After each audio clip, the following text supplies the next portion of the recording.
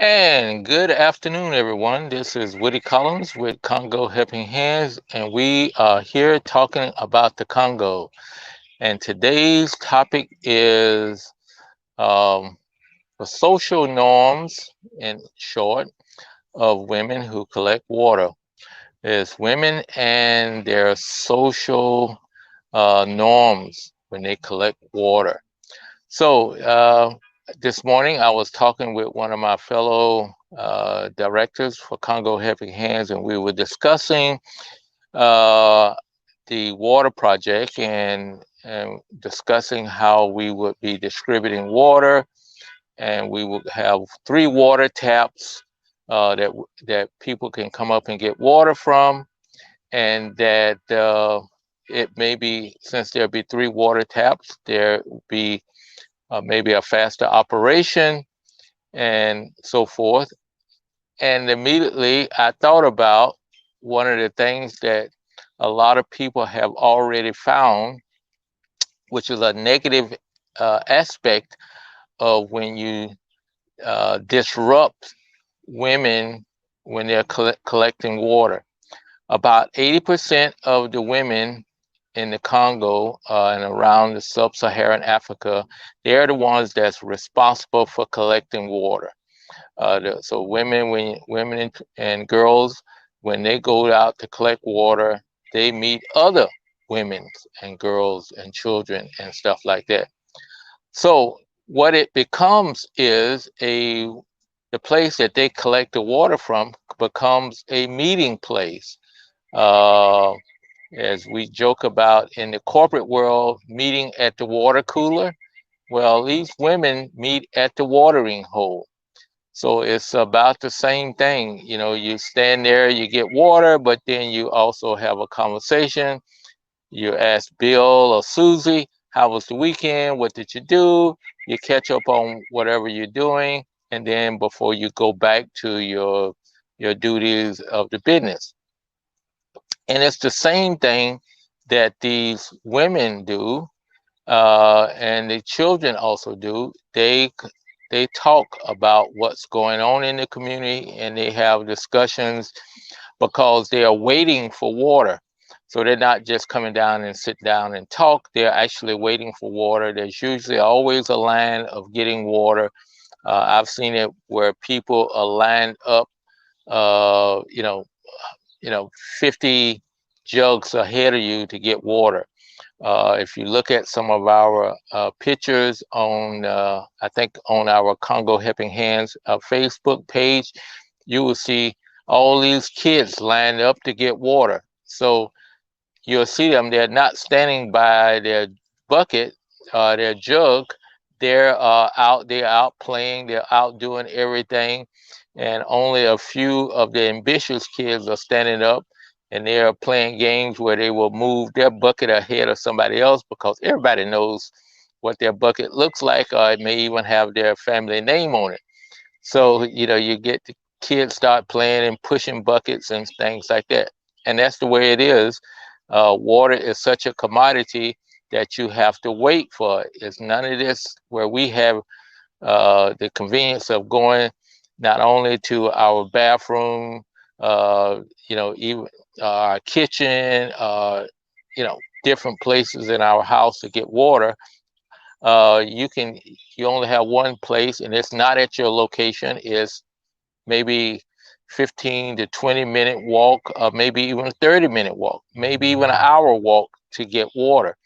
And so when you're going to get water, you may go with someone, so you have that conversation on the way there. While you're there, you meet other people from the villages, you have other conversation. So if we actually speed up the water process by putting in three spigots, that could disrupt this social norm that they have of actually being able to catch up on the news and everything.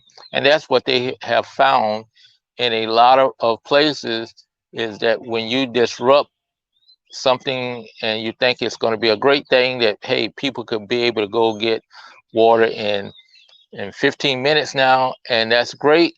And what you found out is that the women actually use that time to socialize and to talk to their friends to find out what's going on in the community. And when you take that uh, social time away from them, it upsets their balance. So that's one of the things that we're going to have to look at, is because we could potentially disrupt that whole social atmosphere.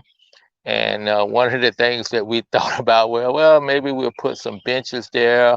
We'll put, hopefully, maybe there'll be some markets that will open near there, or we open it in a place where there's markets where they will still have time enough to maybe spend more time now uh, going to the market uh, and and doing some shopping, then come and get their water, then going back home. So we just have to be careful of that, because that is, as curious as it may sound, as strange as it may sound, some people maybe get upset that all of a sudden you've taken away their opportunity to socialize with their friends. And it's not like America, where they got phones where they could sit down even when they got back home. They could talk and discuss what's going on. They may not have a phone. The husband may have a phone. Uh, so therefore, it's something to really consider. You have to consider what is socially happening at a place where you collect water, so that you do not upset the structure of the village, especially the women. You don't want to get the women upset, and because they will be, since they're the ones who are uh, coming to collect the water, they are the ones that's going to have to support it, and also be your best customers. Uh, I've even heard of situations where uh, when people did not take advantage of that in the past, where the water collecting was not, the socialization of the water collection was not really explored, that the women have, done things to, number one, sabotage the system. Number two, uh, they would not use it by putting dirt in the water and say, "Oh, that's not clean water." And once that gets around the community, you got trying to overcome that negative aspect. So it is something that to consider, and we just brought it up as a whim this morning, talking about it. And I thought, that is something that we really gonna have to really look at, is that people not only go to collect, and I shouldn't use people, women and children, and especially young girls, they don't go just to get water. They go also to socialize and to catch up on things in the village. And so you have to be very careful not to upset that balance, uh, or else they could sabotage your system or not support it, and things like that. That's going to be it for today. Thank you so much for stopping by. We hope that you are getting value from that. If you are getting value from it, please let your friends know. Ask them to like, subscribe, and share these presentations. We would appreciate it. And also, as always, we want you to take care of yourself and take care of your family. Let's get this pandemic under control. Number one, let's socially distance ourselves, wear our masks, and also uh, get the vaccine if it's available.